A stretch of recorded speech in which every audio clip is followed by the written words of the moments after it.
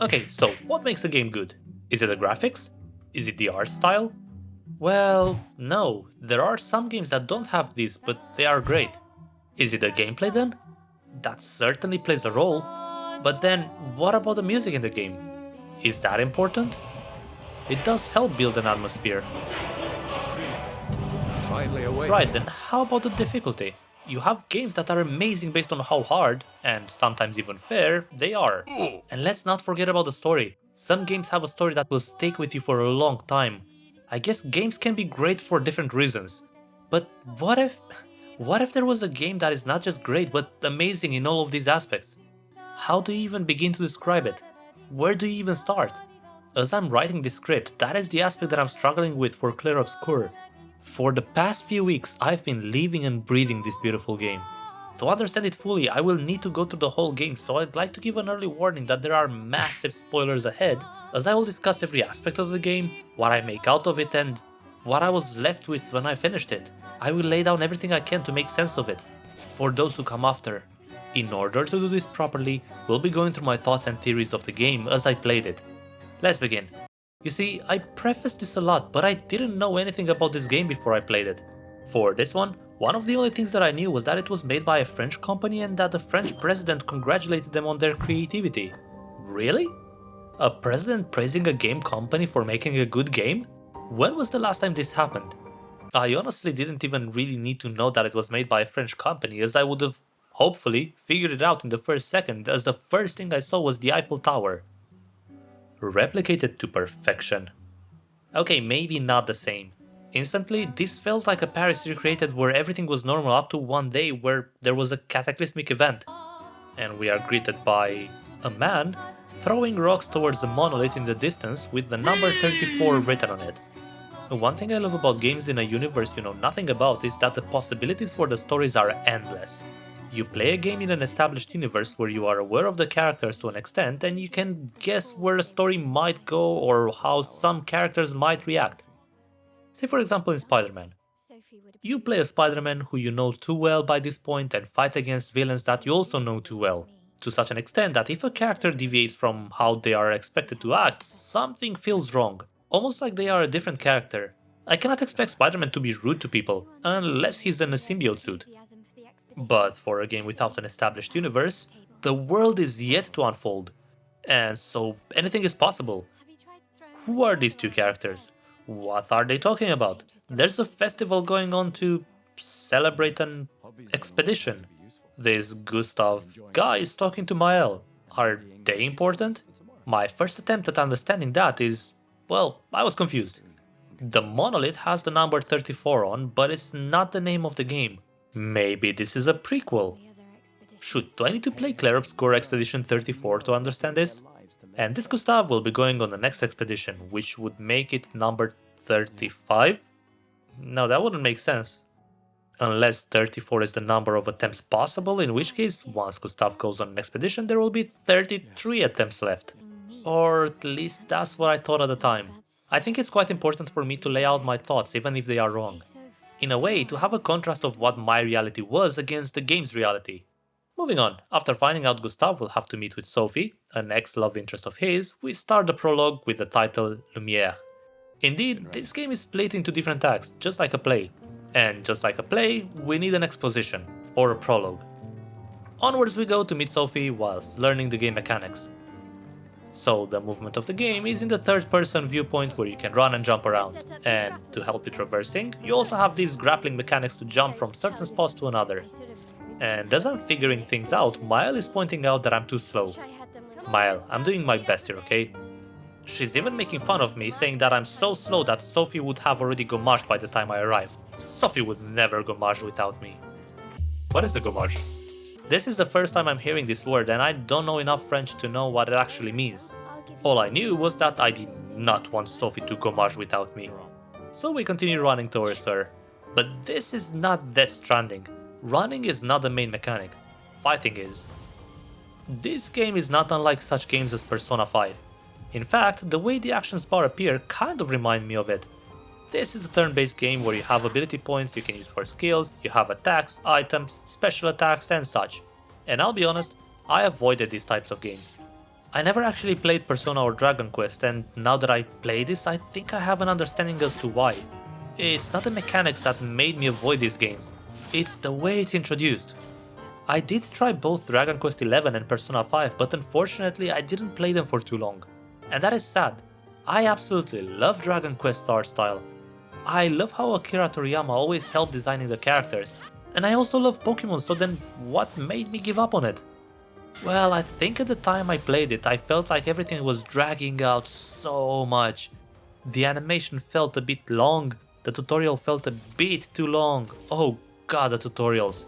Persona 5 also had this issue where in theory the mechanics are awesome, but the first hours I played felt less like a game and more like a visual novel. And that's sad, I need to try these games again. But going back to Clair Obscur, the tutorial felt quite quick. One battle to learn the mechanics, and from then on you're on your own body. You're thrown out in the world and have to learn the hard way if you don't get it the first time. And you bet I didn't get it the first time. Heck, even after playing so many hours, I think there's still things I need to learn about. So we find Mael, who at this point I still had no idea who she was, and head to Sophie for Gustave to confess he still loves her. In a very awkward way. And I find out it's her 33rd birthday. Well, that's interesting. There's no way that's by accident, so let's move onwards to find out more. And as we start moving, I get a bit distracted, as apparently you can change any other characters in your party on the go, and that's quite... Sophie, what are you doing? Get up, we need to reach the harbor. Hold up a minute. A harbor? In Paris? I started being quite suspicious of this. But in this Paris harbor, well, Lumiere, that's the name of the city in this game. In Lumiere harbor, we see a gathering of people, some who wear a flower garland and some who don't. The same one Sophie's wearing and that Gustave attached a rose to it. And as Sophie talks to people and they notice she wears one too, the atmosphere changes to a melancholic one. It looks like a celebration, but it most certainly does not feel like one. And this little gathering of people feel more real than some entire games for me. Everyone in here has their own little issues. A father had a fight with his son. A young woman vents about how she dislikes the expedition as in her view they are just escaping. A painter with a painter's block and so on. And it's not just that, there is a world built around it. The young woman doesn't just dislike them for no reason. Her dislike and trust is rooted in things that happened to her. Her father, part of the Expedition 34, never came back. No expedition did. All she wanted was to spend more time with her father, and yeah, it's realistic, it's understandable. And while Sophie emphasizes with that feeling, she also understands the reasoning behind this woman's father's action, as she is certain that he did it for her future. To what end? I didn't know yet, but I didn't need to. So at this point, my understanding is that just like Sophie, the other people wearing the garlands turned 33. So because of that, it made sense to me that when people turn 33, they have to go on this expedition in order to save the world, and every year that goes down by a year. So the following year, people who are 32 will need to go if the current expedition fails and no one returns. So close but so far, as I wrote in my notes. So this Gommage is the expedition where you turn old enough. Not really past me, but I like your spirit. We continue towards the harbor and meet with this painter guy who is lacking inspiration. He complains about a very interesting thing. That people are not buying paintings anymore, and he feels it's ridiculous that it happens just because she's called a paintress, so... I see hints that the villain that created this whole mess is a paintress. And honestly, if the paintress is the villain that causes all of these families to be torn apart, you can fully Excuse me, Gustave, don't just butt in while I'm having this conversation. And as we get closer to the harbor, there is this wave of sadness engulfing everyone, and me. I hear people in the background asking their loved ones to not forget about them. Don't forget me. We see Gustave and Sophie trying to have a normal conversation, but this game does such a great job at recreating one of these conversations you might have with someone you would have before having to depart somewhere knowing you won't see them for a while. And then the music intensifies. The music. As we see the paintress get up and then silence. Silence as she erases the number 34 and 33 appears. For a moment, the time stops. Maybe it's not real. Maybe it's not happening. But this hope is not long lasted as people around are starting to turn into petals. There is no escape. The gommage is real and is here for everyone aged 33. And Sophie is suddenly scared. How can she not be when she knows what's coming in a moment? And Gustave, well, the only thing he can do is to tell Sophie that he's there and that she's not alone in her last moments and then gone.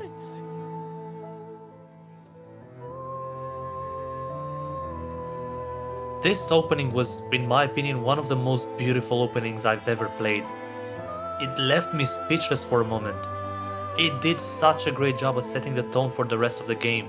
You have a tragic event happening every year, with each year happening to younger people, and there is no way to stop it. People have tried it but failed. Expeditioners have not returned, they don't even know what's out there.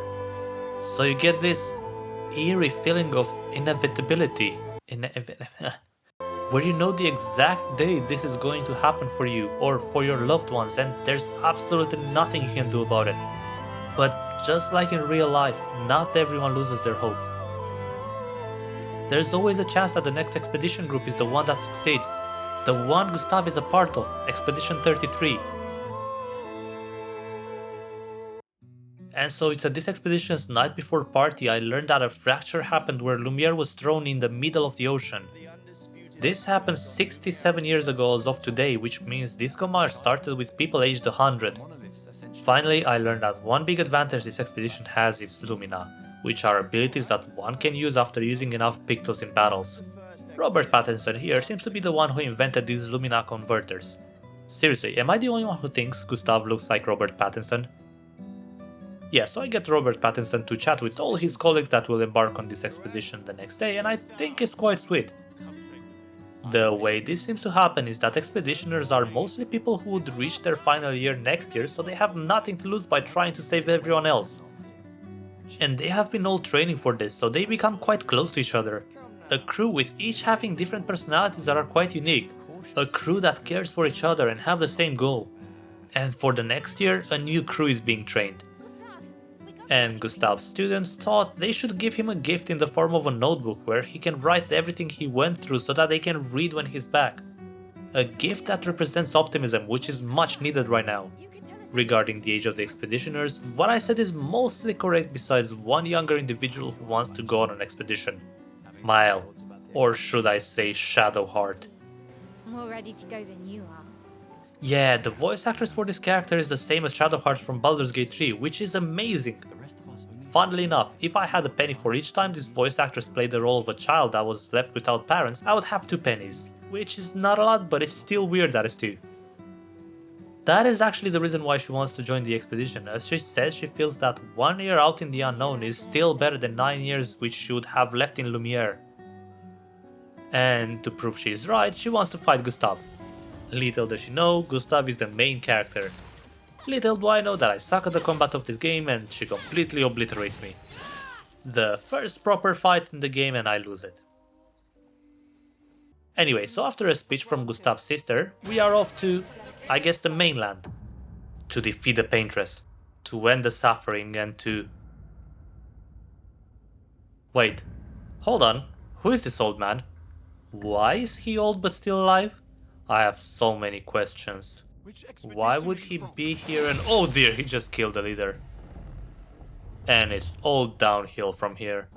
Gustave manages to barely escape while seeing his colleagues, no, his friends disappear one after another. And all that whilst every actor delivers heartbreaking lines where you really feel their hopelessness. Our boy Gustave can't catch a break. If I were to compare this to something, it would be to a certain scene in One Piece in which... I will not spoil for people who haven't watched One Piece, but you, the person who watched it, you and I both know what I'm talking about. Now, before we continue, let me rewind for a second. I want you all to channel your inner theorists here. If I am to get things wrong, so will you. We will go down together. So, you see this old man on the beach? Analyze him. Stare him in the eye. Pierce his soul.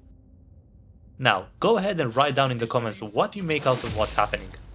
Go ahead, I'm curious to see the theories, let's see who gets it right. Make sure you don't look at other comments though. Pause here if you're writing the comment. Got it? Nice. Now let me tell you what my first thought was. This guy, an old guy that resembles Gustave. Could it be old Gustave?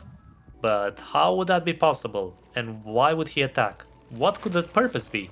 Let's proceed to see if my or your theory is correct. So Gustave obviously escapes as he has the plot armor for being the main character. He wakes up alone in the middle of a forest with one goal in mind. To reach the indigo tree where everyone said they'd meet in case they'd get separated. But it doesn't take too long to encounter something horrific on the way there. A scene that feels like it's pulled straight from Berserk with piles over piles of dead bodies. Everyone from the team is gone. And this reality hit like a truck for Gustave, who couldn't see a reason to continue and just wanted to end it all.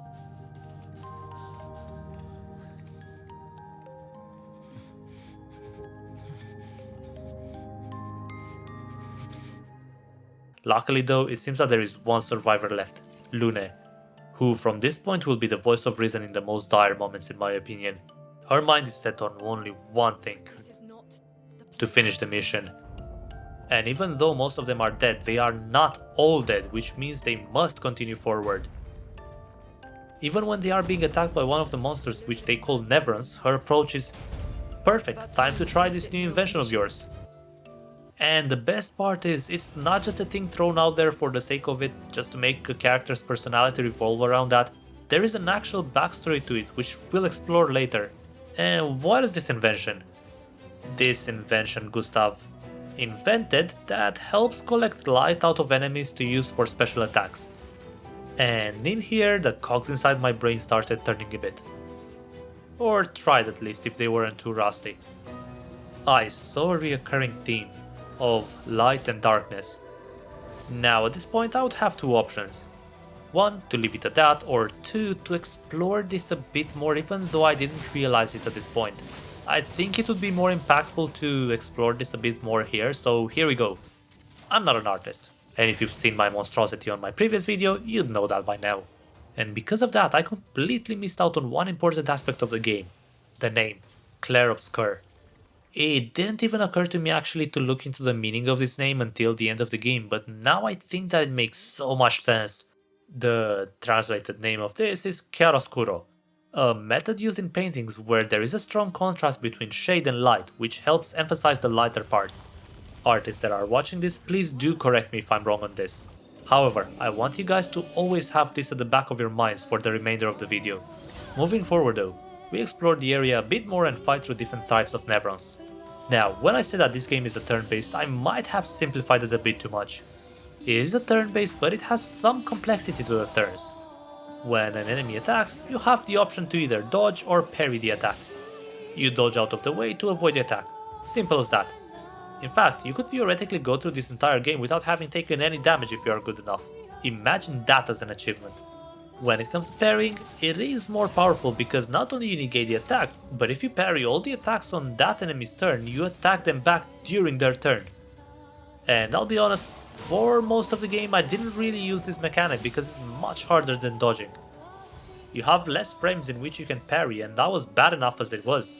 Later on the game did force me to learn a bit, but yeah.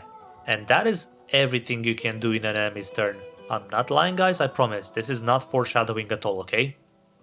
Another cool thing that I noticed is that everything you interact with is not just placed there randomly. It also has its purpose in this seemingly bottomless depth of a fictional world. So take this one for example. Every time you battle, well, every time I battle at least, I lose HP, which is not regained at the end of the combat. Instead, you have to rest, which will make all the enemies you defeat respawn. And this could have easily been made by making a random spot on the map be somewhere you can rest, but no. Instead, you can only rest at these flags. The flags that previous expeditioners have left behind as they advance towards their goal. And you might be like, okay, that's one thing. I hear you.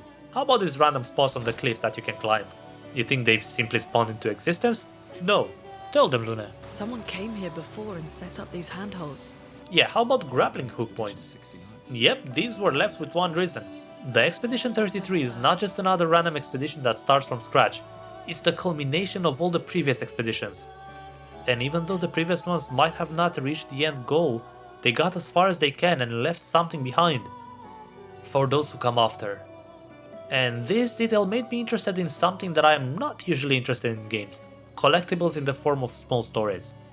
In the case of this game, they are journals left behind by previous expeditioners. And knowing that, I was quite interested to find them in order to reveal a bit more of this confusing story. The first one I found was on this white Nevron that doesn't seem to attack. And that is confirmed in the journal, where they got excited to find a Nevron that can talk, but were attacked and taken out suddenly. And if you think the way every expeditioner died is left at random, well, no, not even that. When they die, they seem to turn into something dark, almost like charcoal. But because they freeze as they die, you get to see it as it happened. And this sort of reminded me of a painting at this point, and it got me to analyze every little detail. What did the artist mean by this? Why would the paintress build both light and dark Nevrons? But anyway, this Nevron requested a light, so I went around the area to look for a light and couldn't find any, so I go back at him and think to myself, what if I just shoot the lamp? Well, that worked, and he is now happy and he is headed to the others for the future shrouded in darkness. Don't ask me what that means, I had no idea. But as I progressed through this forest, I was unable to leave to the next area as I had to fight this massive urge to not ask you to subscribe if you like this video so far, as it helps. That and also the first boss of the game. Luckily, I only failed at one of them as I destroyed them using my devil trigger. And once we defeat that, we go to a tree where we find out someone took Mael to the weird corals, and we should head north to look for a door inside the hut. Oh, another survivor. And Luna is suspicious about it. And you know what? I think she's kind of right. This sounds like a clear trap, so we're not going right, Gustave. So we head to the overworld and... Hold on. This game also has an overworld? I already hear some of you typing. Of course it does. It's just an RPG but made by the French. An FRPG. Well, okay, I hear you, but I really didn't expect it, as I didn't really play that many RPGs to know if this is the norm. And you know what else I wasn't expecting? To be the kind of games that would have a camp where you rest. This can be accessed anytime from the overworld, and it's like a hub for the group where you interact with the characters. And I know I'm quite far into this game and I haven't stated the obvious, but the graphics are gorgeous. Just look at this camp scene and how good the face animations are. When someone says something, you can read the emotions on their face. In fact, let me prove it to you. Fuck the mission! Oh yeah, look at all these micro expressions. So good they'd make Paul Ekman excited. When one falls, we continue. Yes, I know. When one falls. When one falls. Not if. When. And so after a small disagreement, we continue forward and end up at the small corals without any issues. And this level is weird. It's literally the opposite of a water level. Instead of being underwater, you are under a water that is just flying above you. It's a water over. Best way to approach water levels, 10 out of 10. And of course, as this is a water level, we fight underwater Nevrons. And just listen to this banger song as you fight these enemies. And it's not just this one. Every song in this game is just a masterpiece in itself. And there's tons of variations. Every enemy type, every character, every boss, and all of them are amazing. I can honestly not think of one song that I just went, I guess it's fine. I'd honestly pay to go to a concert where they play these songs, they're so good. To come back to the game though, as I progress through this underwater level, I find this door and so of course I enter it. And get teleported to the House of Hope. Wait a minute, I was supposed to play the song here. There.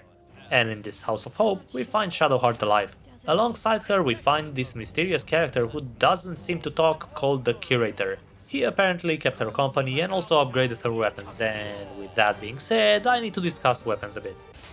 So let's say you are struggling with a boss. You are struggling with a boss. Let's also say it's not something you can avoid. It's not something you can avoid. What can you do to help you defeat it? Well, with this game being an RPG, you have different weapons you can use throughout the game. One of the game mechanics is this rock, paper, scissors, and a few more system where enemies might be of a certain element, such as ice.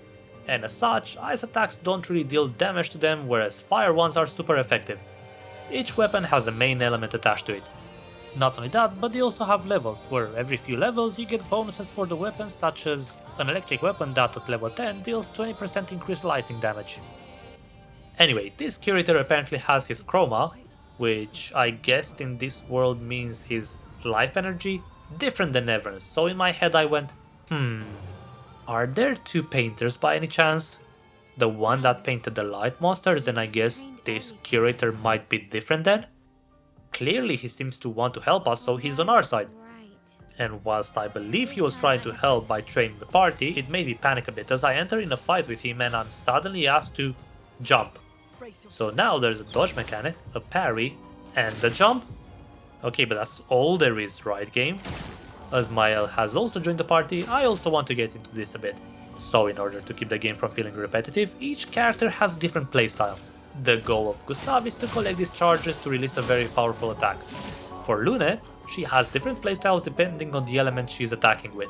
For example, the one I went for at the start was this electricity build, because I wanted to play her on a critical chance and... Oh wait, I didn't get into stats yet, did I? Come to think of it, I didn't really get into spell builds either. This game has so many aspects about it, and I normally say, why would I need to explain stats? That's one of the most basic mechanics of games in general, and yeah, that's true, but in this game, stats are very linked to weapons. Different weapons seem to have different affinity classes for different stats, so you might get an electric weapon with an A ranking for crit and defense, so that's gonna be your build. It sounds complicated, but on the normal difficulty you don't really need to care about it that much. I kind of ignored it and managed without it for the most part. Coming back to Mael, her playstyle revolves around three stances. Defensive, in which you take less damage, offensive, in which you deal more damage but also take more damage, and virtuous stance, where you deal 200% damage for an attack. Great, we defeat the curator quite easily, leave the mansion and meet with this gestural named Noko. You heard me right, we meet with the gestural. What, you don't know what they are? Shh, Lune and I know, right Lune? Is that a gestural? No, but really, at first I wasn't sure whether gestrals are a very niche mythological creature from France, because I personally have not heard of them. From what I can understand though, they are not. I still think it's fantastic the way they are introduced. You'll see later that there's more types of mythical creatures in this world, but the interesting part is that they're not only mythical for me as the player, but also for the humans in the game too. These are creatures that were thought to be fictional, and Lune is absolutely fascinated that they are real. One of the things these gestures help with the journey is being traders. Oh, but someone like us doesn't deserve to get access to their best wares, that is only for selected customer, you know? So, how do you get access to them? Maybe roll for charisma? Nah, you roll for strength. These guys love to fight, so they're like Pokemons, I guess. If you defeat them, they offer you items that are a bit more rare, and that's just fantastic. At this point, I was actually starting to wonder where I can use all my money I've collected so far. Not only he helps with trading, but this Noko fellow also helps us finding out what to do next. So apparently, we need to cross another sea before getting to the Paintress. But the issue is, our going merry went not merry, so we need another boat. And that is something that the chief of these gestures can help with. Obviously this was met with some challenges. One of the reasons behind this is that I suck at dodging and parrying. I could not find any rhyme or reason on how to do it. It's not something that is general, as in, just because you learn how to dodge for one enemy, that doesn't mean much. All enemies have different timings for their attacks. Not only that, but it's not just one attack, most of the enemies have at least two attacks. And not only that, but the visuals are so deceiving. You see an enemy charge their attack slowly and then out of nowhere they bash your head quicker than you can see it. I did like this challenge aspect, to be fair. It gave me control over my mistakes and made me learn patterns the hard way. Now another struggle I had was figuring out how to upgrade my weapons, as I got an item that allows me to do that. Do I use this forge I just got to? Spoiler alert? No, the curator does it. Actually, what am I saying? It's not even a spoiler, they clearly stated it earlier, but it was out of my mind by this point. Meanwhile, my other struggle was an invisible wall. Alright, so we fight through some more of the enemies, avoid a titan and reach an underwater city, and I started questioning everything again. This is clearly Lumiere. There are street signs pointing towards Eiffel Tower. How did this city end up underwater? Literally. Now, there were a few moments that ended like this, so I don't really remember which one I was referring to, but in my notes I wrote, what the hell is that? Instant death. Let me choose one. It was this guy. If you want to see a good example of me failing to dodge, look no further than here. Lune goes... Ready to evade. I don't know about that one, Lune. Okay, so it was definitely this guy because he attacked me as I was writing these notes. Instant death again. And another time. And at this point the game basically mocked me going, "You sure you can do this? You know you can change the difficulty, right? Game, please, it's already on normal difficulty." But I persist, and I defeat this boss so I can finally progress further and... Wait, was this just an optional boss? Yep it was. But that means there's a different final boss for the level. And I'll need you guys to theorize with me a bit here. Especially for those of you that didn't for the last one. You cannot skip a second one in a row, it's against the rules, isn't it? So I find this field that basically concentrates on one rose. One rose in the middle. The last time we've seen this was at the beginning with the garlands for the Gumash people. Could it be... And we see a vision of Sophie and get attacked by this Nevron. But he only attacked when we wanted to take the rose. So, whilst I'm dying here, I want to hear your thoughts on this. And whilst you're writing that, just listen to this banger music. Such a jam.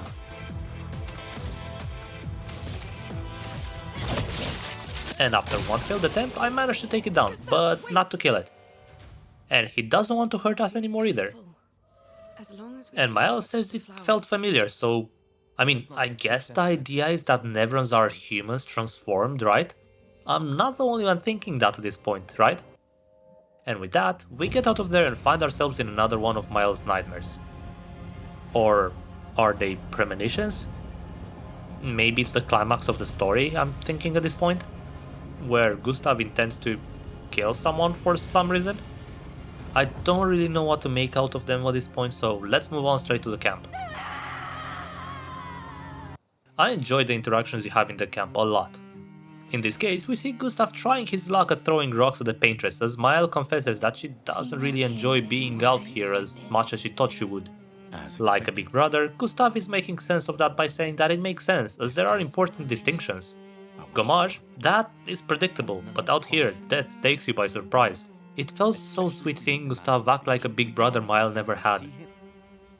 Besides the interaction with the characters, another thing you can do in the camp is have Gustave write in his journal about the things they went through. For those who come after.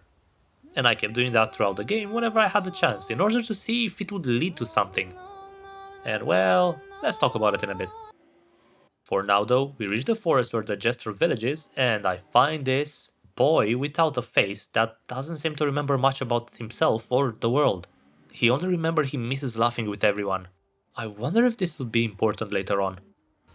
But yeah, we battled through a few Jestrels, even defeat a Jestral boss and reached the Jestral village. And in here, I found out that these guys are all weird in different ways. Some Jestrals are having Jestral mecha battles, others just like being beaten up, and others are just plain weird. And then there's this chief and their followers, which at first glance I was like, okay, they're just bowing to her, but no, they're doing push-ups. For what muscles? They're made out of wood. And she's like, humans still obsessed with a paintress?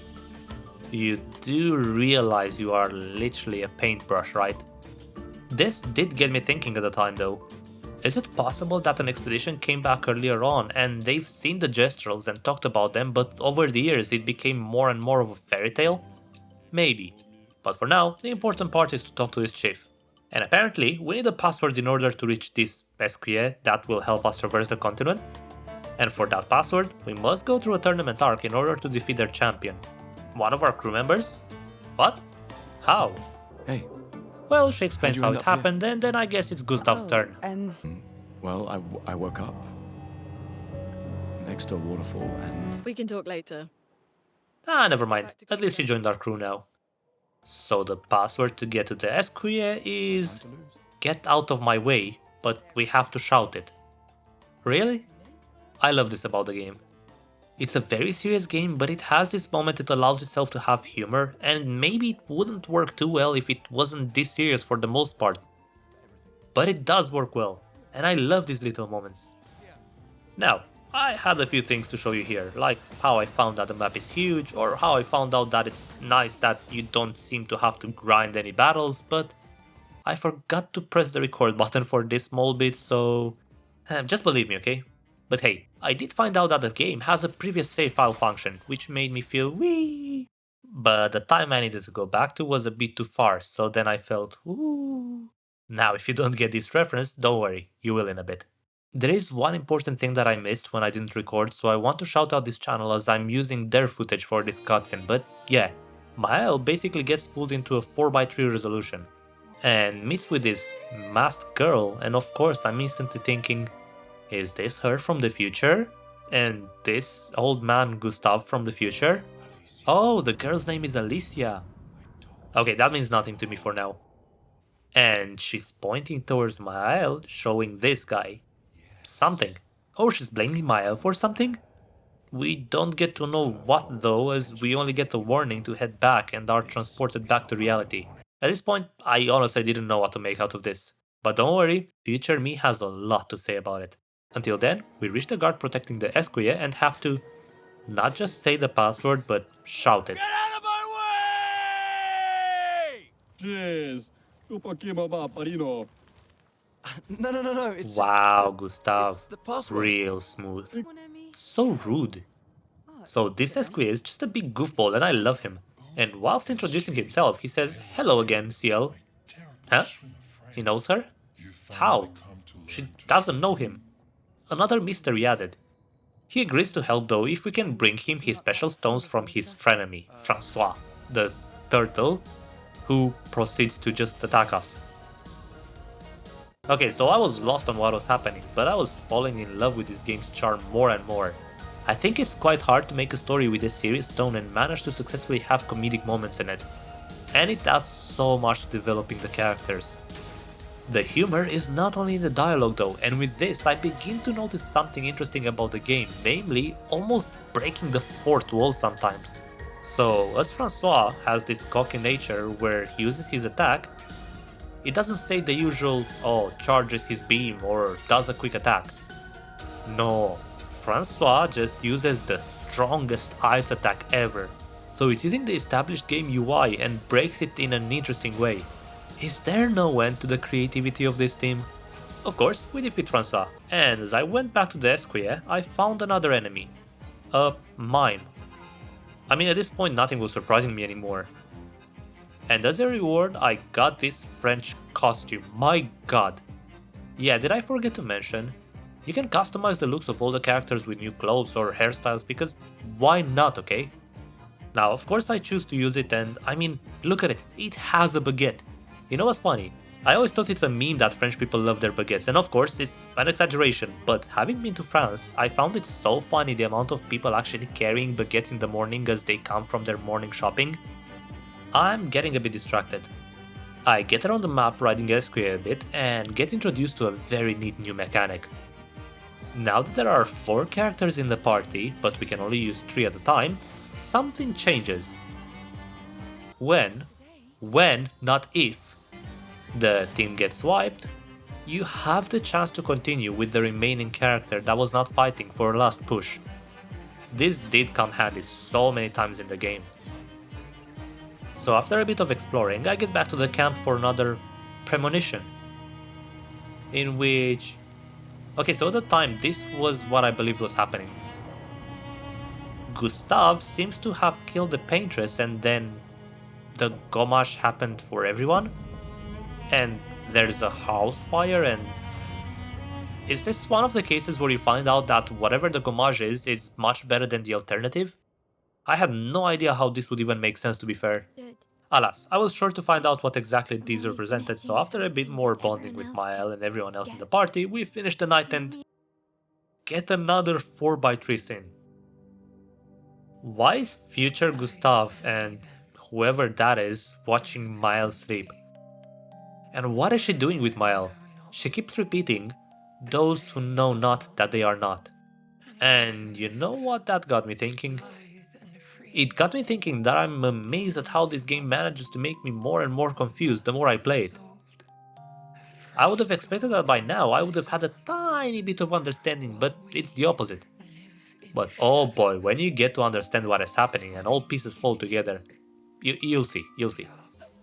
And at this stage I noticed something quite interesting related to these journals, so let me talk to you about them whilst I admire this gorgeous level and get to defeat a side boss.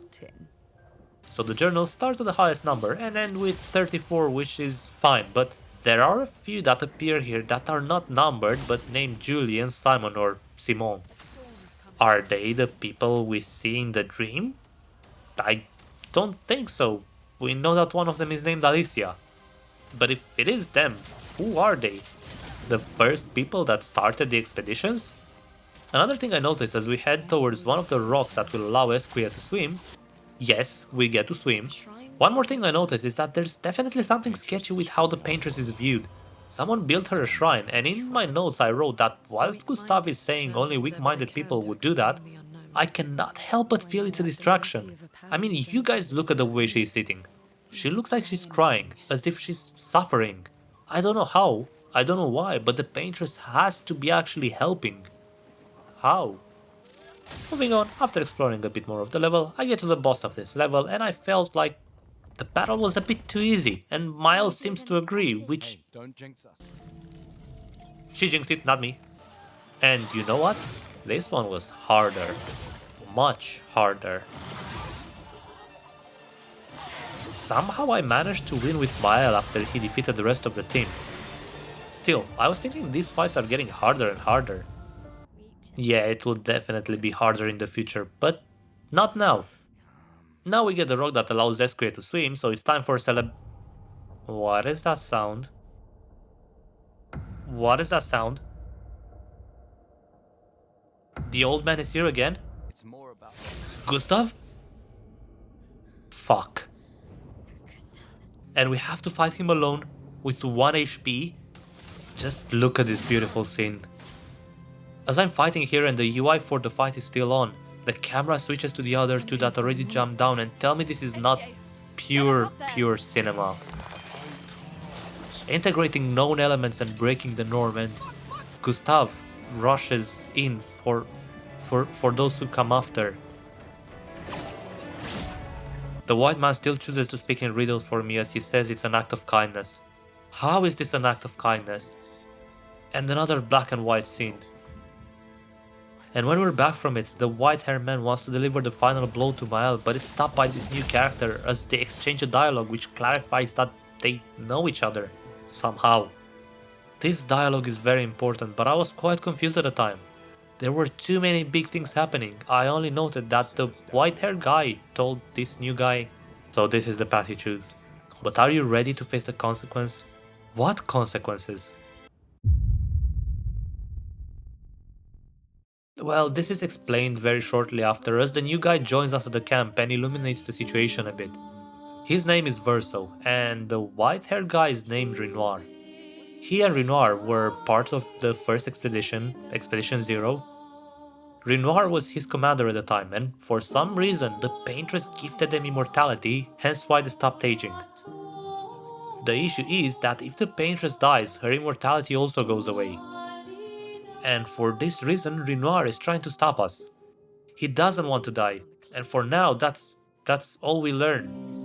Which makes me confused as to why the party didn't ask more questions, as he surely knows more about the paintress. And at this point, I can imagine some of you are confused why I don't talk more about the death of Gustave. Well, you see, my first thought was, yeah, this scene with the characters mourning is sad, but I'm not actually that concerned, as I really think Gustave will be back. That's right everyone, I was going through the 7 stages of grief. And once the shock settled in, the denial kicked in, and let me tell you, that denial lasted.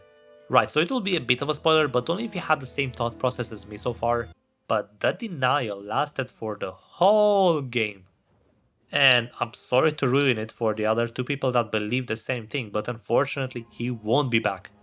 So when I said earlier that he has plot armor, well, that armor was leather armor, and Renoir has a nether sword. So yeah.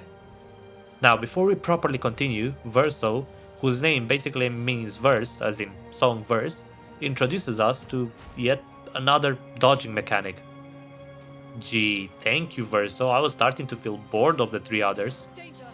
This time it's Gradient Counter, which is basically a big Uno reverse card. And as I'm talking about Verso, let me talk about his playstyle, because of course he has a different playstyle. So remember the Devil Trigger hand from Gustave? Well, this guy also has a Devil May Cry reference, I guess in the form of perfection score, where the more you dodge, parry and attack without being attacked, the more perfection you build, with the highest ranking being S. Or so I was told, because this was a mythical letter for me for 90% of the run. Moving forward, we go through this massive graveyard of expeditioners that were all taken out by this one Nevern. Look at this level. This is straight out of Dark Souls. So is the boss actually, I mean, look at this. Tell me this wouldn't fit right in a Dark Souls game. And after defeating him, we proceed to bury what's left of Gustave, his arm. Of course, I didn't really feel sad as Gustave is coming back, right? Right?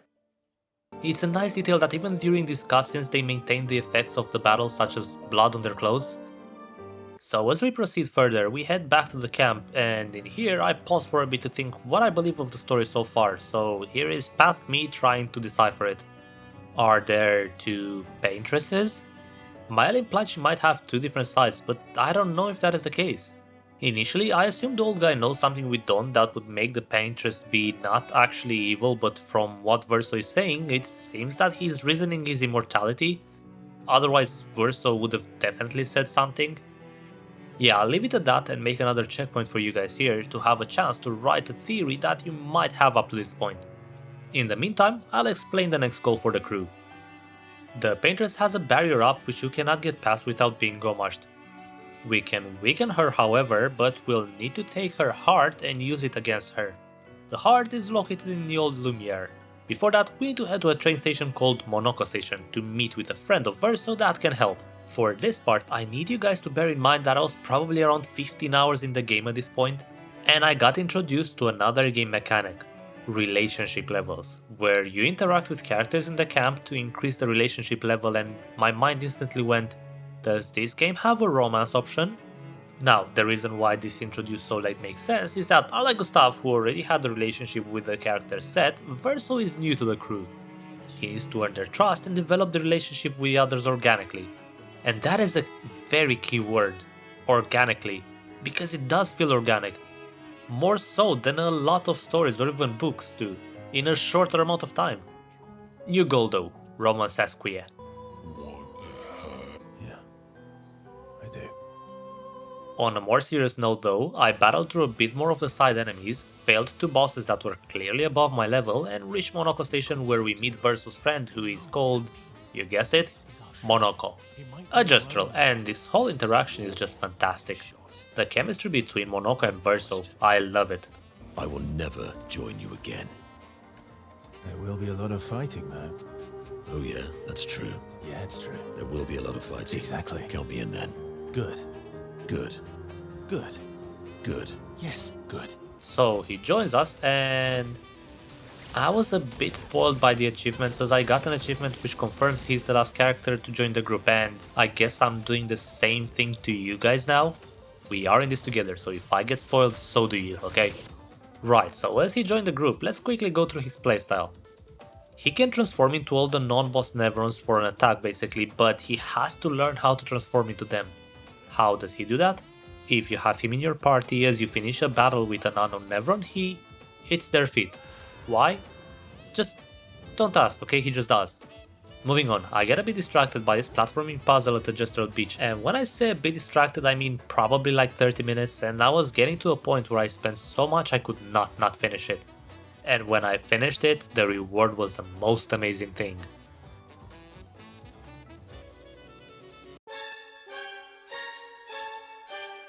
As I headed back to the camp, what initially started as random conversation with Esquire got me thinking it's actually important. And Versus trying to gaslight him saying, you also thought you knew CL, but then Esquire says, Don't I? so I'm thinking, could he refer to the other ink-colored version of Mael we've seen? If so, does that mean CL has it too and that's who Esquire met? But then I got more confused. Verso knew his commander and his commander brought this lady with him, so he knows something about her but Verso doesn't? Also, does that mean that the Paintress also has two versions? One that's inked and one that's not inked? Okay, maybe Mael was right, but is the other side the opposite? So if Mael is a good person, the other one is evil? If the paintress is evil, her other self is not, which is the one creating the good Neverons. Does that mean that there's a chance Gustave's other self survived but it's evil? Does that explain the nightmares? Can you tell how lost I was? So many random questions. And it's not the only conversation I thought was random, but it turned out more serious.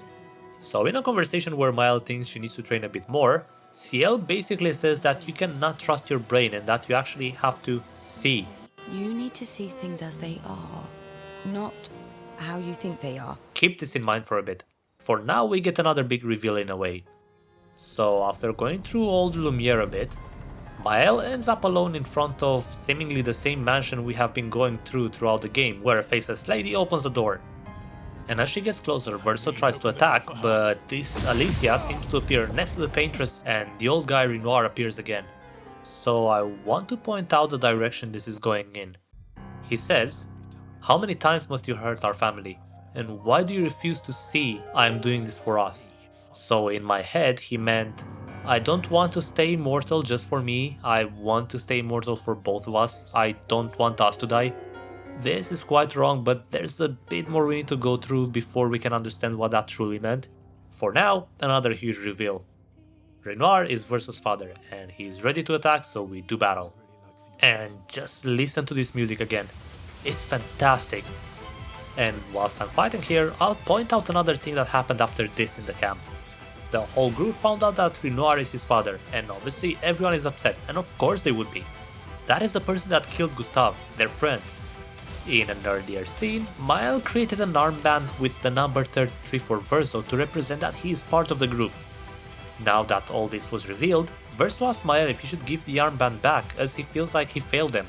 The dialogue in this game just feels so natural to me. And by a miracle, I managed to take him out the first try. Well, I guess just scratch him a bit in this case, because this dude is immortal. And as he approaches to attack Mael again, she gets transported to a 4x3 again, where the masked girl, Alicia, faces Mael to make her be able to hear screams that sound terrifying. People in pain. Will you tell me your name?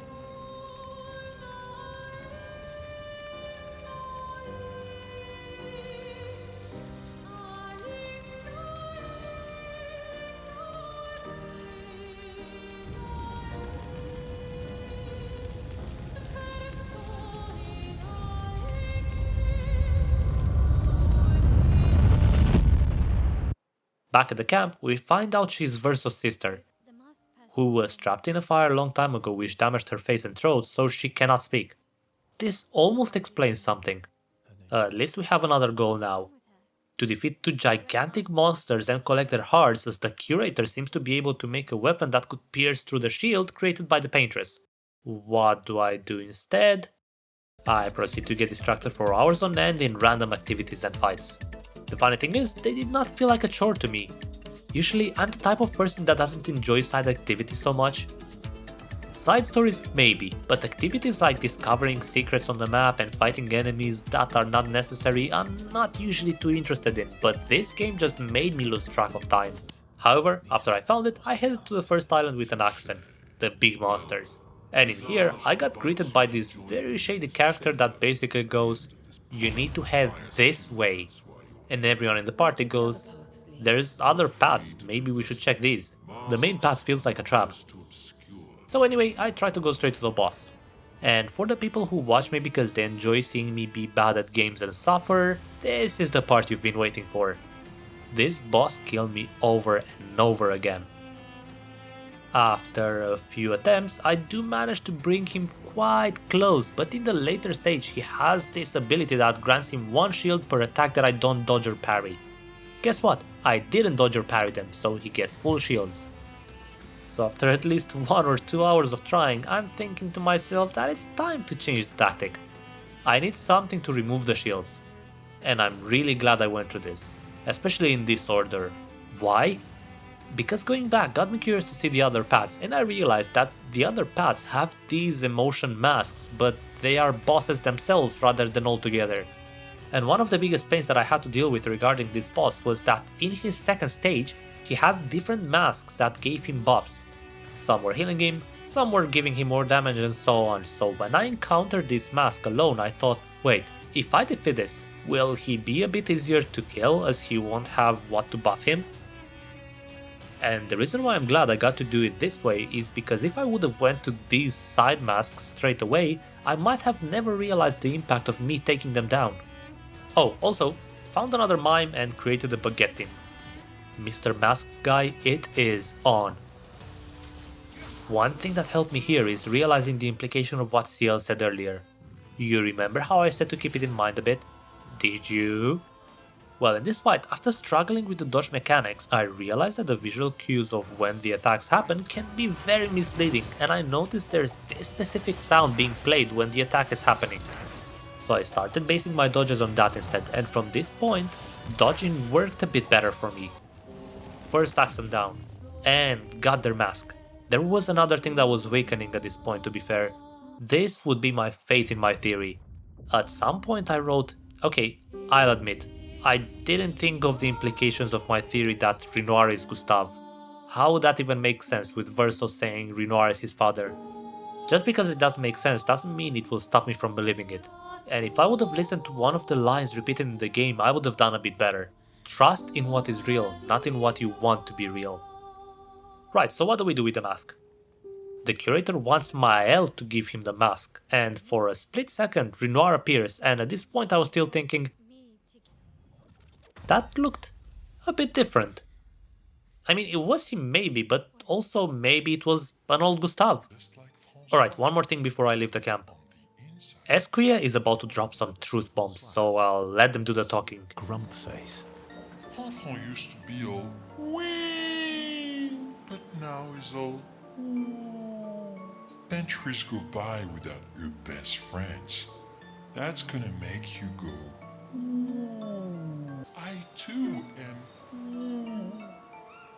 But I'm also Wheee, so the Wheee balances the Ooh.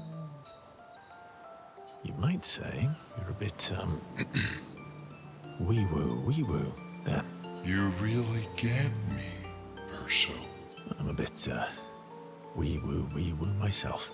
Although... Truer words have never been spoken. You know what? I lied a bit. There is one more thing I need to point out. So in a previous conversation between Maël and Verso, I found out that Maël means princess, meaning even though Maël's birth was unexpected, they still celebrated her life. Something Maël didn't think it was the case.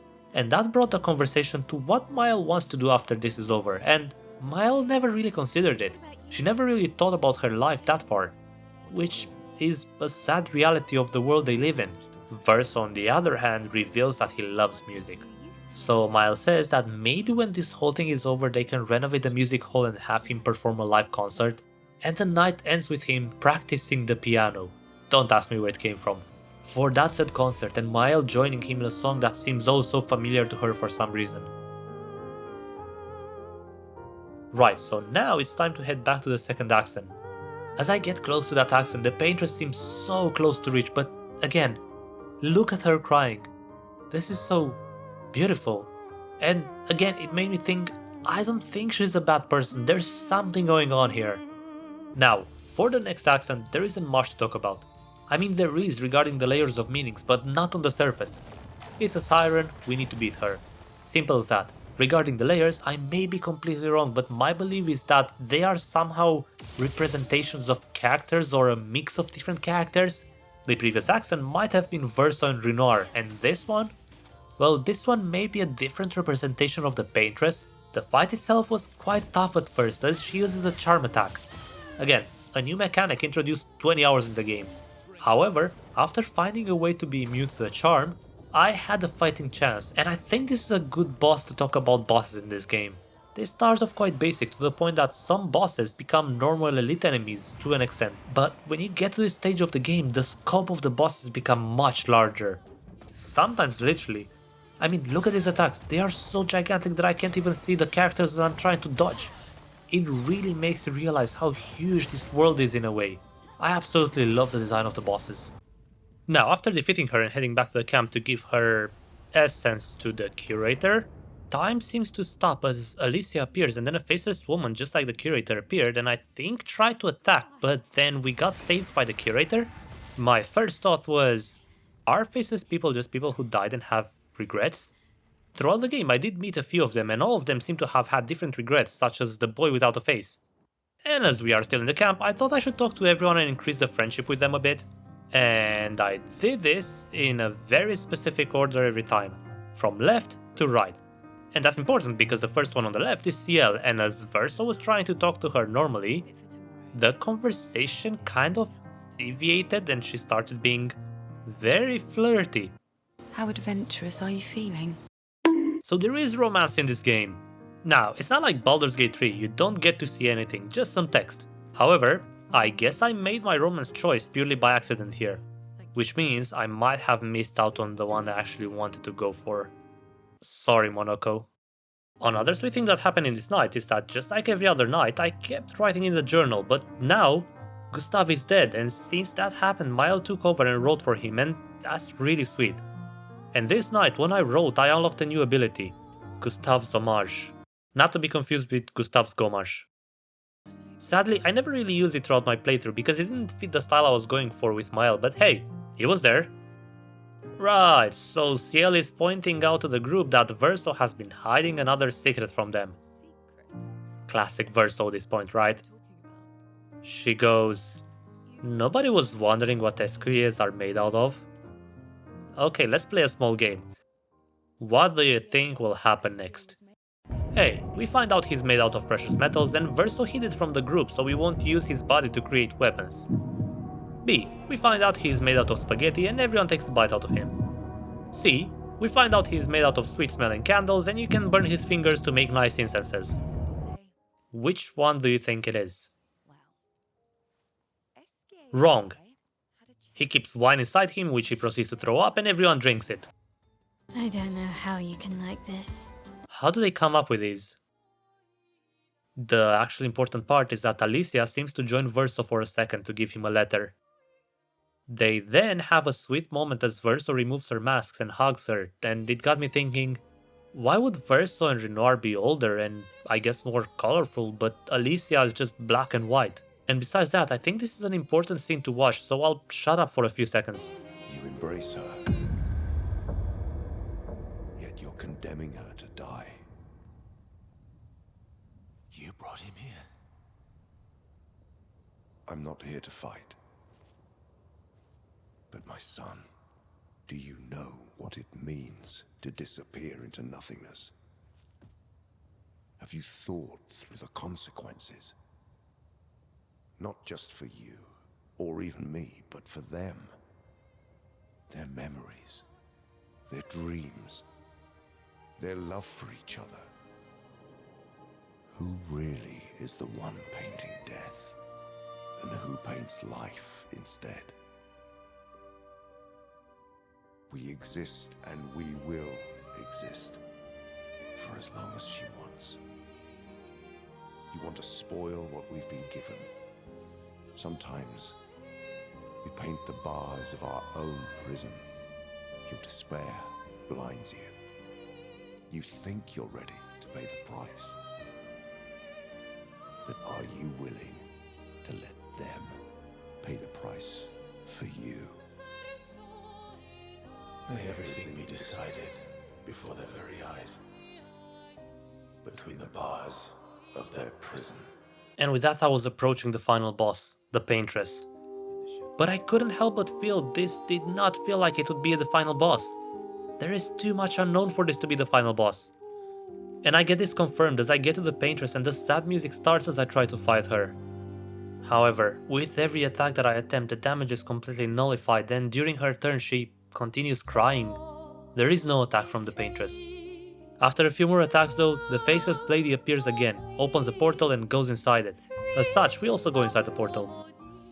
I didn't really get a chance to ask myself who this faceless lady is, as Mile just confirmed straight away that she's the real Paintress and that her heart is somewhere here. Wherever here is. Throughout the game, you can find these doors that all lead to a room in the mansion where we found Mile initially. Some lead to the kitchen, some to the basement, and so on. I didn't really think of it too much until I found this door that led me to the rooftop garden. And in this room I find another journal entry, but it's one of the not numbered ones. This one is named Aline. In this journal, Aline writes about her grief of seemingly losing someone and how she wishes she could at least feel rage, but there's only sadness. And she's already at her limit with how sad she can be, which means she cannot be around Alicia as her pain amplifies her sadness even more. As I said earlier, I'll get to it in a bit, but at this point I was still confused. Who did this family lose? The other named characters from the journal? Simon? And if that family did lose something, that means Verso has more to say than he leads to believe. Is this his family? He wasn't chosen to be immortal randomly with his father, it's his mom. Maybe the mom is painting in order to hide away the pain? One last thing, she says that for a few moments a day her heart beats again. Is that when she comes to paint? There is another thing I find on this rooftop. So throughout the game, you can collect these music discs which you can play at the camp. And I find one of these here too, and this one is called La mort d'une mère. Excuse my French, and excuse me if I'm wrong, but I believe that means the love of a mother. Now, what does Moelle have to do with all of this? Is it that the paintress is painting a perfect family in her view? Is the group that family? And each member is one of the playable characters? For now, let's continue, as I advance to this area which seems to be the paintress's inner thoughts or feelings. I noticed this small piano, and as we know, Verso likes to play the piano, and something clicked here, as I write. Now that I think about it, he said his parents were artists, but he didn't go the route they wanted, as he went for music. His parents were painters, weren't they? And as I get closer to the heart, I see a memory. A memory of the young faceless boy playing the piano. This young boy is Verso? Yep, there they are, Verso's parents, embracing each other. As the memory fades, Renard once again makes an appearance and speaks in what it feels like riddles to me at this point. The one thing that I understand is that in order to get to the paintress, we need to actually fight him. A storm is coming.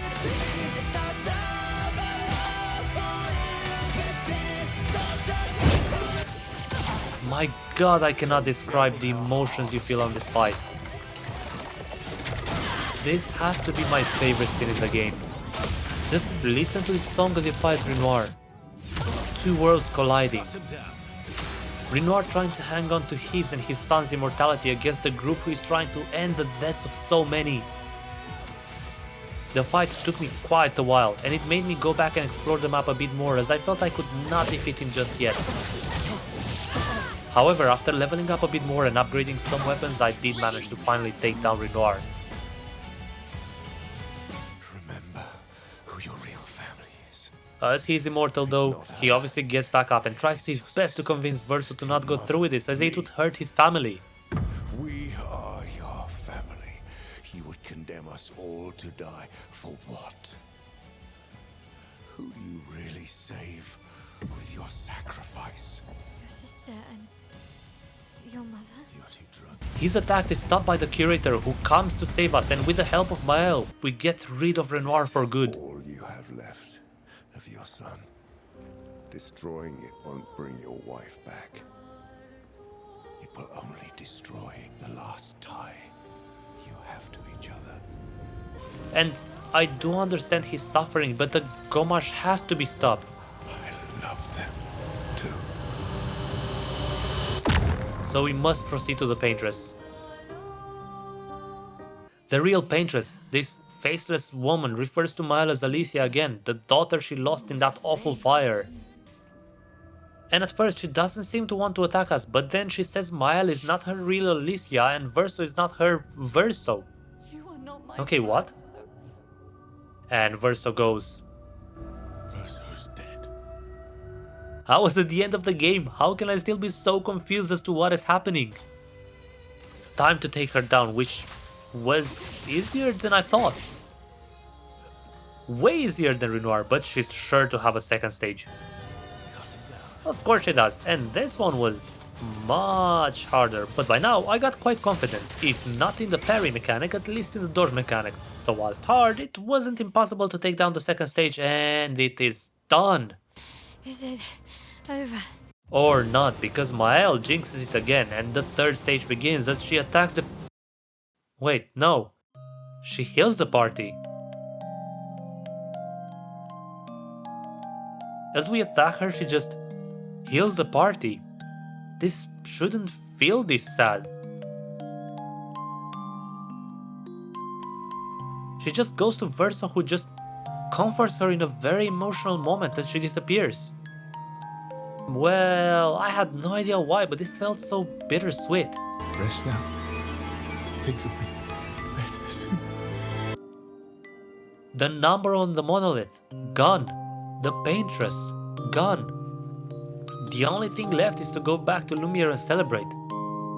However, I was not convinced this was the end at all. There is no way that's it. And as almost everyone is celebrating, this is confirmed. Almost everyone is celebrating but Verso. Verso, who sits alone at the port with the letter in his hand. A letter that was given by his sister, Alicia. I'll let her do the talking. With this letter. Whether you give it to her is up to you. I'm at peace with what's to come.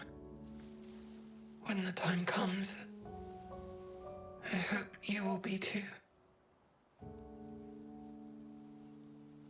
Maya, it's a strange feeling watching you with my brother, laughing and smiling, without the scars or the memories that afflict me.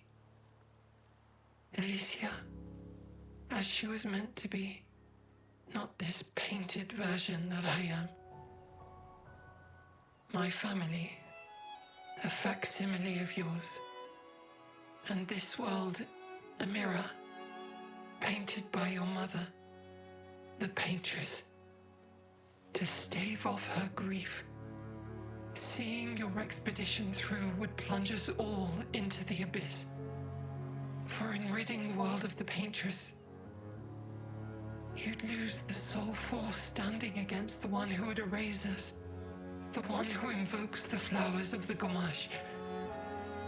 An act of love, for he does love her. Your father.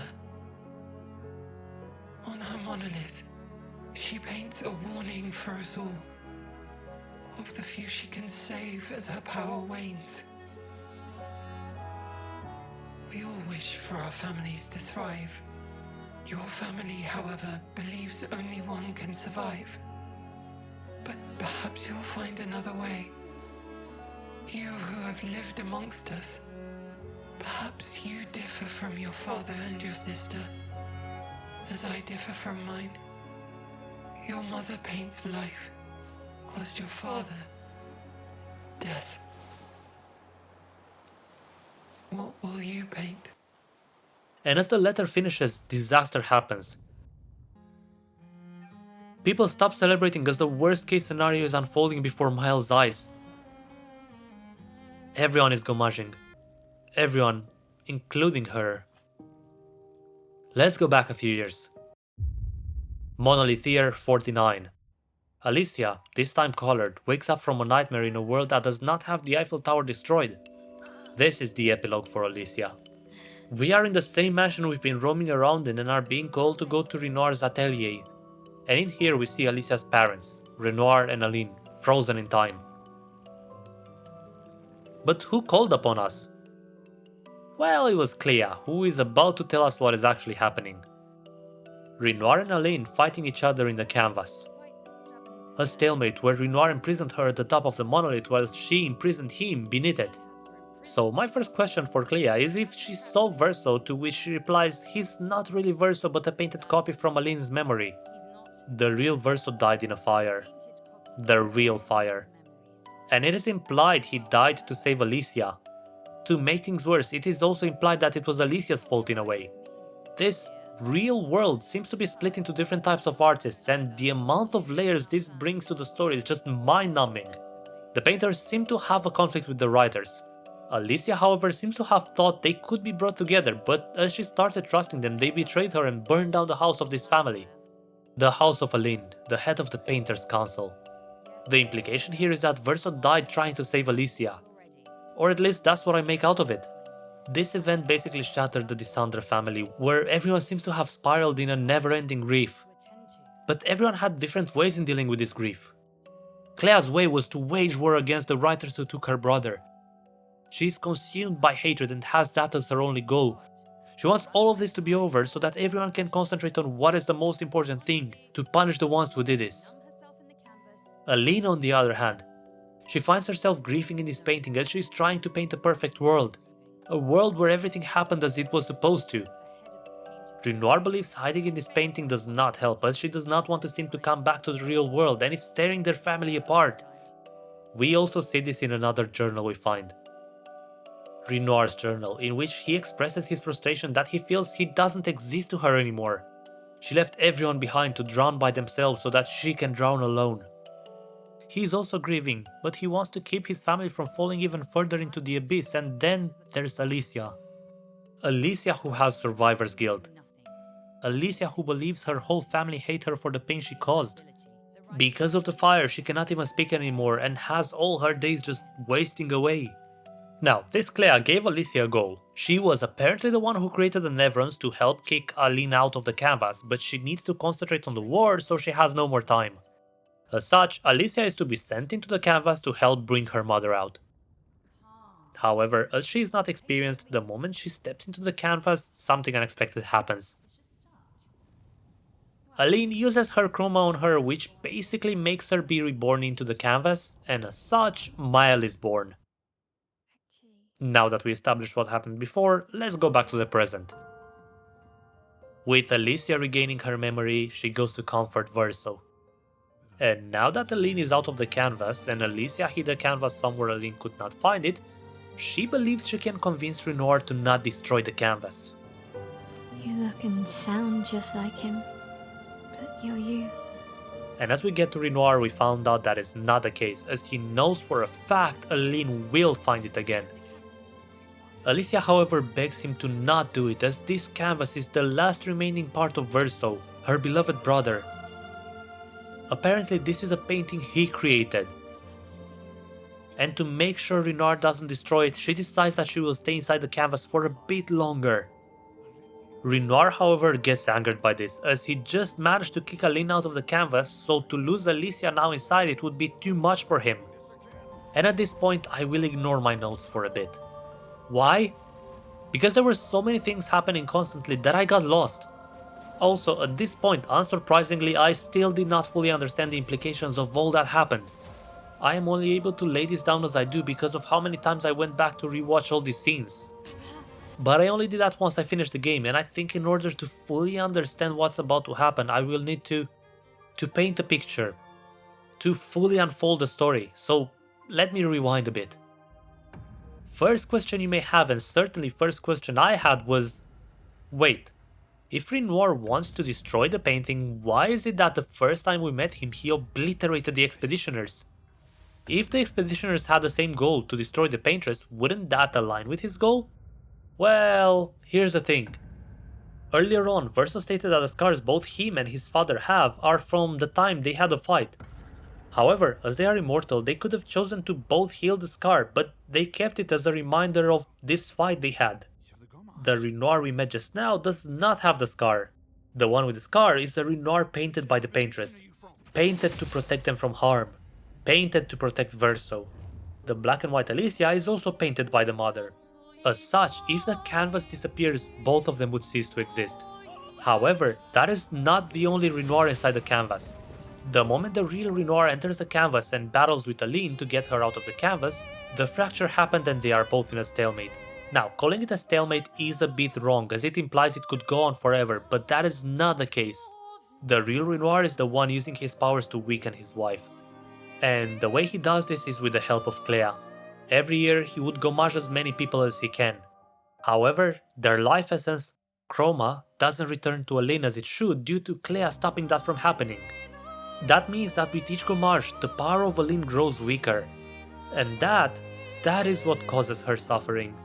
She actually loves everyone in the canvas and is trying to protect them, but she can only protect less and less people. And so, every year she paints a warning. The people inside the canvas, one could argue that they are not real, but that is not true. at least that is not true for them. They have memories, they have their own experiences. To them, that is the reality, and since the fracture, that reality is a nightmare. That they will all disappear. And who is to blame but the one who paints the numbers on the monolith, the paintress? The tragedy on this side is that they are unaware that the goal they have is what would destroy all of them. Taking down the paintress means only that Renoir is able to destroy the canvas, destroy all of them. As Painted Renoir puts it when he wants to take down Maëlle, she won't understand, but stopping them from their expedition is a kindness, not a cruelty. So if that's the case, where does that leave Verso? Why is he helping the expeditioners? Verso always knew he was not the real Verso, but the love he had for his family is real. For both of his families. And he's quite aware of the grief his mother is going through. As such, even if it means ending his own life, he would like her to get out of the painting. Something Painted Renoir could not allow to happen. The amount of times he warned us as the players is just... So that's it. You've set us down this path. But are you ready for the consequences? Why do you refuse to see I am doing this for us? Yet you insist on rushing toward death. You're doing this for yourself. Of course. It's easier for you to think that, isn't it? Easier to betray us if I'm the villain. You embrace her. Yet you're condemning her to die. Have you thought through the consequences? Not just for you, or even me, but for them. Their memories, their dreams, their love for each other. Who really is the one painting death, and who paints life instead? You think you're ready to pay the price, but are you willing to let them pay the price for you? May everything be decided before their very eyes, between the bars of their prison, in the shadow of the monolith. In the shadow of the monolith. This Renoir loves his child, Painted Verso. And in a twisted way, he still grieves for the loss of the real Verso, as Aline made him inherit the pain of losing him as well. The love of a father trying his best to not allow his child to basically take his own life when his child says he's just tired. Trying his best even if it means his own son is hating him for it. Verso, inheriting the real Verso's memory, loves his real family as well. And he reached a breaking point seeing how much pain and suffering his existence brings to his mom, who is unable to let go. The mother who loses herself inside dreams of what could have been. And I want to point this out, but make no mistake, even though the mother is really grieving, it's complicated. As yes, she lost her son, but the two other children are still alive and being ignored. And not only that, but she resents Alicia to an extent, as even in the painted version of Alicia, she painted her to be the one who died in the mansion fire. She could have painted Alicia just like Renoir or Verso, but she chose to paint the scarred version of Alicia, the one that she cannot speak, even in this painted version of her. Even so, she still is a grieving mother who clings on to the last thing that connects her to her departed son. What else is Verso supposed to do but to try to help in the only way he can? So then who is the real Renoir? The real Renoir is the curator, who had been aiding the expeditioners. And the moment the paintress is out, he gained enough power to gommage everything. And the worst part? I get it. I get why he would want to save his wife in the best way he can see. He really does care about his family, and you can hear it in his voice. Papa. Alicia. This story does not have villains, just the tragedy that hits everyone differently. And then there's Alicia, Maëlle. Her situation is a bit more complicated from what I can understand, as there are a few versions of her. First one, Alicia from the real world. Alicia, who has to live not only with survivor's guilt, but with a life in which, due to the damage the fire caused to her, she cannot do much but exist. She initially goes inside the canvas to help her father bring out her mother, but she does have a hope that in hiding the canvas it can still be kept. Even if her sister, played by the same voice actress as Leslie by the way, She'll still find it. Ishtik. But told her that won't work as the mom would find it. However, as she heads into the canvas, she is reborn as Mael. Mael, who now has no memories of her being Alicia. So all the experiences she's going through, all the sadness, all the joy makes her Mael. And she grows to love the people around her, especially Gustave. At the same time though, as she gains her memory, she is more aware that now that her mother is out of the canvas, Renoir would destroy it if she wasn't in there. Something she does not want. Losing him twice would destroy her. And not only that, but the life she lives in here, it makes her feel like she loves living again. She can talk, she can interact with people. It's not hard to understand why she would like to remain in the canvas. And then there's Alicia painted by the mother, the one made to inherit what she believes are the sins of the real Alicia. The most beautiful thing I found about this Alicia is that the place she chooses to reside is next to a different Alicia. Because yes, there is one more, in the form of the third and final accent, created by Renoir. Two Alicias painted by two different ideals found each other. Sadly though, with the real world's Alicia's newfound power, she is gomashed from the canvas as we find out that's what she wanted. I was quite sad that there is no way to stop this from happening. No choice. Verso felt quite affected by this as real Alicia, let's call her Mael now, Mael did not give him the opportunity to talk or even to say goodbye. But it was her choice which Mael respected. It's what she would have wanted. And that's going to be very important soon. And you know what the most beautiful thing is? All of this was presented right from the start in the form of music. So let's talk about the music for a bit. Throughout the game, I have been jamming to the songs I have mentioned to be masterpieces in themselves. Some of the songs are more orchestral, whereas others have lyrics as well. At some point, I noticed that quite a few songs have the name of the game in them, in one way or another. However, it was not only until I finished the game that I went to check the lyrics for the songs. The developers did such an amazing job at integrating these songs in the game and very deliberate as well. Like, look at this one. The moment you see the paintress the first time in the beginning, her song plays in the background and the moment it shows her, the word Aline is sang. Her name. But that is not a song I would like to talk about right now. Right now I want to talk about a song called Alicia. Without reading the lyrics, I was able to identify that there's places where names of characters are mentioned. Mael, Alicia, Verso, Lune.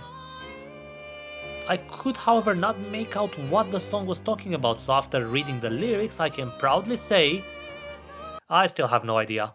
Yeah, so this song did not seem like a language I know, so I tried the good old Google Translate to identify the language, but it doesn't seem that there is one. So could it be that this is a fictional language made just for the song? I tried to remember what other songs might have done that, and whilst I couldn't remember any, I did remember one that a lot of people seem to think the lyrics were just made up, where in fact they are not. So Witcher 3 has an amazing soundtrack as well, with two of the most well-known songs being Silver for Monsters and Banana Taiga. Sorry, Still for Humans. Now, when it comes to Still for Humans, a lot of people seem to believe the lyrics are just random sounds made to sound like a language. And the first part is, but when the song actually starts, the Polish band that is playing it, Percival, just starts speaking Bulgarian. This just being a cover of a real traditional Bulgarian song called Oi Lazare. And the deep meaning behind it?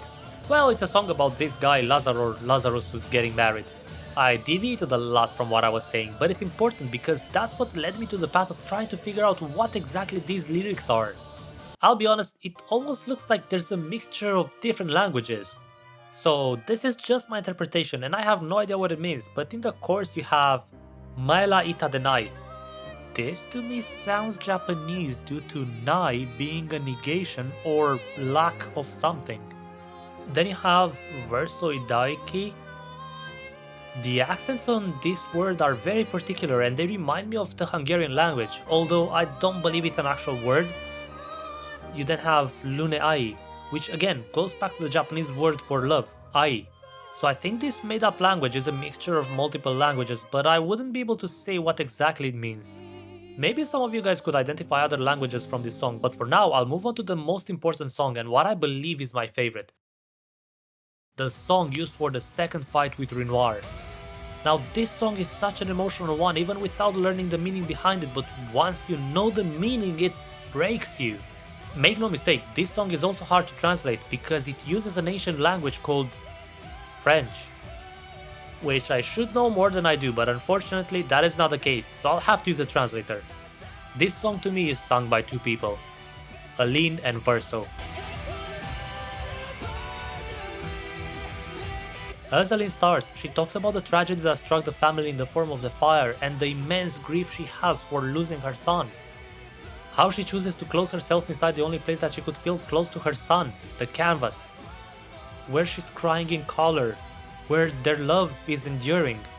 A place where she continues to paint, reaching out to Verso to come back. And in this painting, even though their pulses play out of time, her love for him waits as she paints the perfect family. Aline in chiaroscuro, Renoir in chiaroscuro, Verso in chiaroscuro. And in this moment, Verso's side begins, but his singing is also accompanied by Aline. Almost as if they're having a conversation. In here, two broken souls trying to make each other understand their suffering, but it's weird because it's reversed, as Aline says, "Stop loving me," to which Renoir replies, "I will always love you." And the next line is delivered by both Aline and Verso in unison as both of them say, "Drop the brush and leave the canvas." However, the person who they speak to is different as they both say the name at the same time. Verso saying Aline and Aline saying Renoir. Verso wanting his mom to let go of him so that she will not suffer anymore. Aline wanting Renoir to leave the canvas and to not destroy the last piece of her son. I don't even know what to say at this point. Broken. Everyone is just suffering without any clear way to resolve this, which makes things even harder. Just like Renoir said, having a clear enemy would make things a lot easier. Just like the rest of this game, the layers of depths do not end there. There are two forms in which the story is presented to the player. Two forms of art juxtaposed. A painting that obscures the truth and the music that reveals it. The music that Verso liked so much. A chiaroscuro of color and darkness.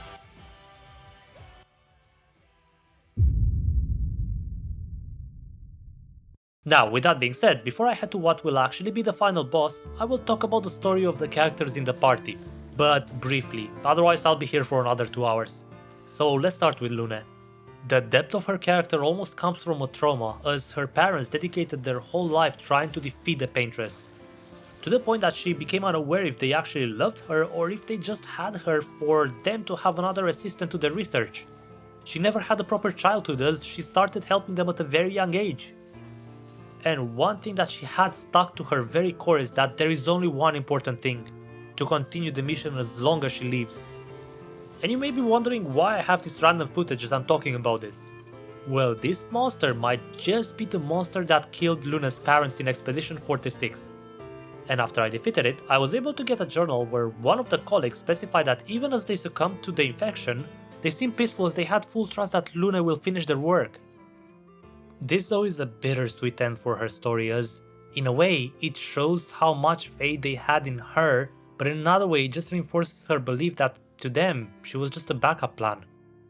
I guess in a way you could say that she started her healing process because later on in the camp we find her just writing a song. Something she's passionate about but hasn't allowed herself the time to think about it during the mission. The side story for CL does not get better either.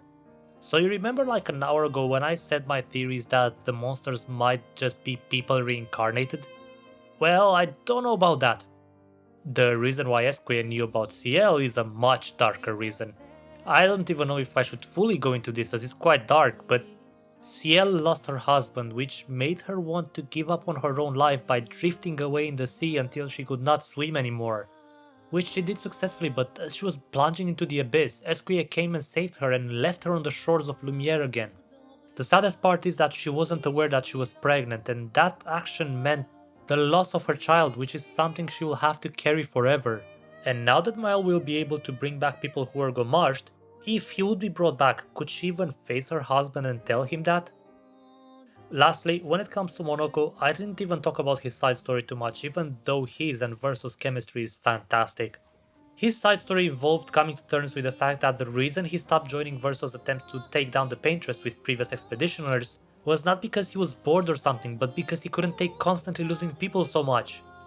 Unfortunately, he did lose one more person dear to him, his Gestural teacher. This is bittersweet as well, as in this world, Gestrals are able to resurrect, but unfortunately they have no memories, and because memories are what shapes a person, this resurrected Gestral, Noko, is not really the same Monoko lost. His side story ends after reviving Noko one more time. Yeah, he was blasted off by the painted Renoir earlier on, with Monoko reversing the role and becoming the teacher for this newborn Gestral.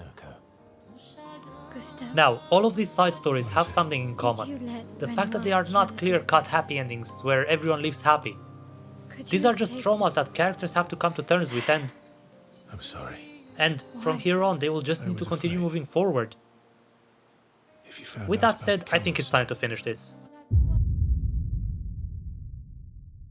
Time to kick Renoir out of the canvas. And to help with that, Mael goes back to all the bodies of the previous expeditioners and collect their chroma. See, I told you nothing is random, not even these bodies. And with the chroma gathered, we land on the port of Lumiere and create an army of chroma to help with this massive attack. Wait, are we headed closer to the Eiffel Tower?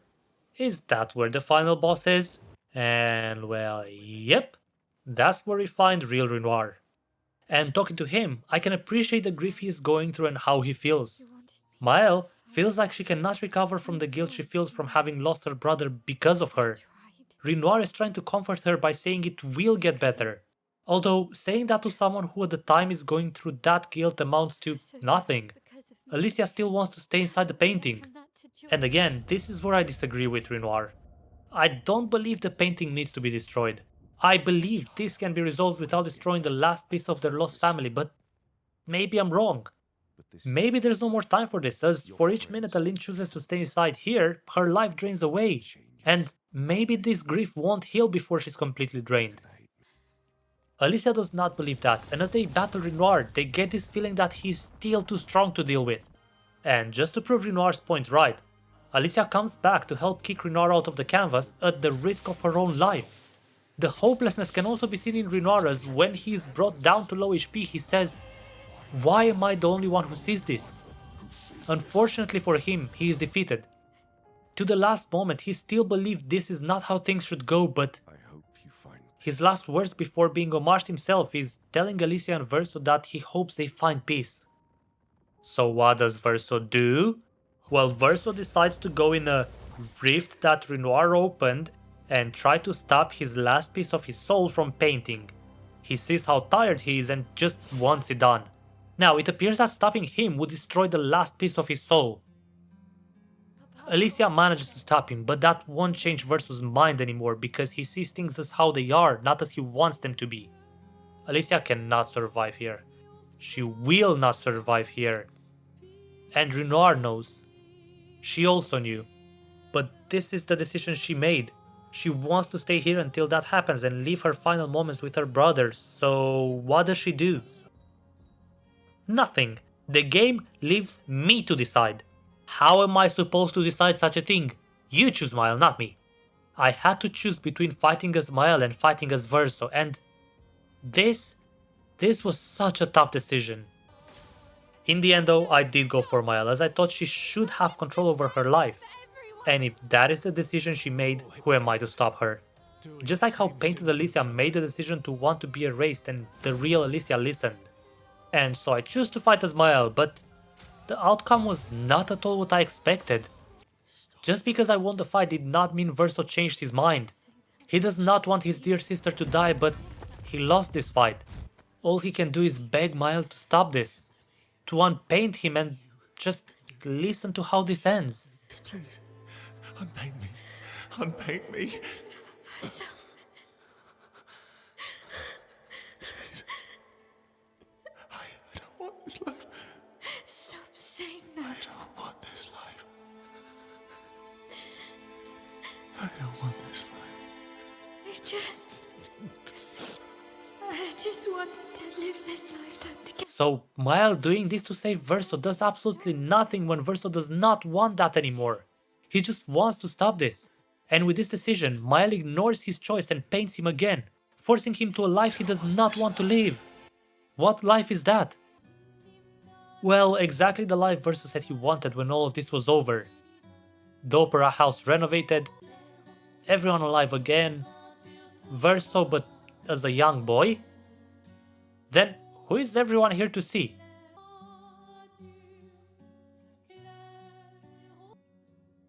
Well, as everyone arrives, the screen turns black and white as now old Verso approaches the piano. The look on his face is not happiness though, more resentment, sadness.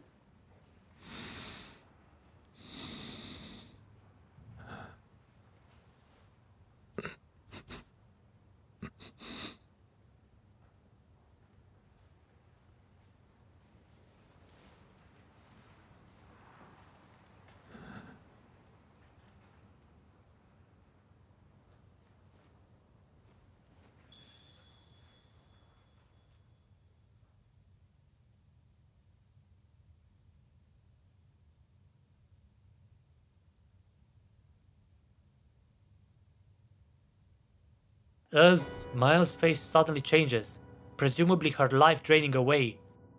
And with that, Verso sheds his tears and, well, the music starts. Now, here's the last bit of deception on my side. Remember earlier when I talked about this song being in a non-existent language? The one in the ending is the same but with a small difference. This one is in French. And because it's in French, I would like anyone who actually speaks French to correct me here, but the full chorus seemed to say, Mile has a life to paint.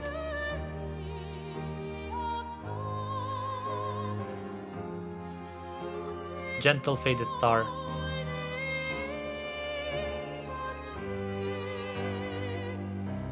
Alicia has a life to paint.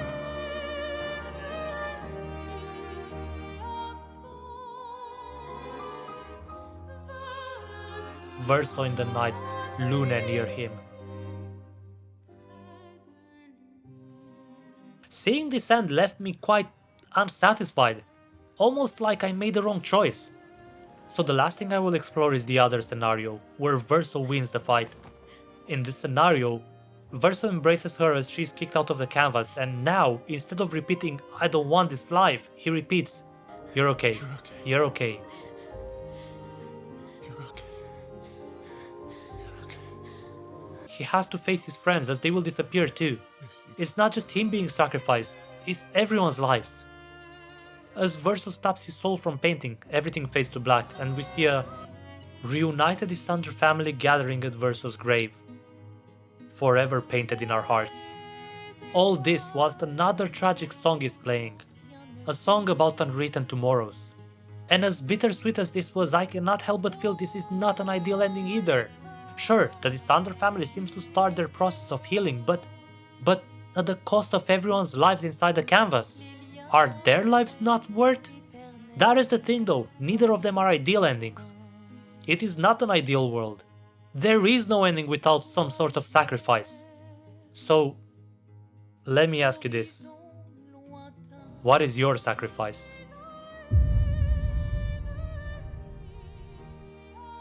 And with that being said, we conclude the story. And what a story that was! What a game that was! I hope I made a good job at showcasing the beauty of this game, as it is so deserving. Once in a long time comes a game that manages to not just be amazing to play, but leave a true mark on you, and well, based on what I have seen, it seems they left a mark not only on me, but on a lot of other people. With that being said though, if you stuck with me until the end, I want to thank you. I know I rambled a lot, so I appreciate you sticking with me until the end. If you did enjoy the video, I challenge you to enter this canvas I made and kick the subscribe button out to be notified about future canvases I make. I will see you in the next one. Bye!